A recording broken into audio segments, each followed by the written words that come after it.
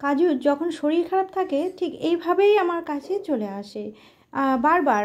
আমি বুঝতে পারি ও এতটাই যে তখন যেন মায়ের কোলে মায়ের কাছে এসে আদর খেতে চায়। ও কিন্তু একদম গা ঘেঁষা না, একদমই গা ঘেঁষা না, তবে আমি বুঝতে পারি একটু মাথা টাথা টিপে দিই, গায়ে হাত পায়ে বুলে দিই, হাত বুলে দিই, ওর খুব ভালো লাগে। এমনি অন্য সময় কিন্তু ও একদমই হাত বোলানো পছন্দই করে না, ও থাকে না একদম। আর ওর পেছন সাইডে তো একদমই হাত দেওয়া যায় না। আর কাজুর এই জায়গাটা কিন্তু কোনো দিন আর লোম হবে না কাজুর। খুব কাজু ভীষণ কষ্টে সময় কাটিয়েছে। তবে আমি আর সেই সব কথা নিয়ে বলতে চাই না, প্লিজ তোমরাও কেউ জিজ্ঞাসা করো না, ওটা কিন্তু আমার কাছে থেকে হয়নি। আর কাজু এ দেখো আদর খাচ্ছে, আদর খাওয়ার পরে ও আদর শরীর খারাপ থাকলে খুব আদর খায়। ছোটু আবার আলাদা। আর কাজুর দেখেছো এইগুলো মনে হচ্ছে তুলি দিয়ে কে আদর করে দিয়েছে। আর ওইদিকে আর একটা বদমাশকে দেখো কি করছে, এত দুষ্টু দেখো।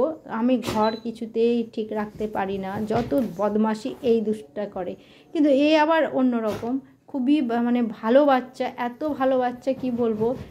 ভগবান যদি আমাকে এরকম 10টা বাচ্চা দেয় আমি স্নান করাতে পারবো, কিন্তু কাজুকে পারি না। দেখো কীরকম দুষ্টুমি করছে, একটু চোখের আড়াল হলেই ও নিজের মনে এরকমই করতে থাকে। খুব ভালো রাখে আমাকে, তোমরা একটু ভালোবাসা দিও।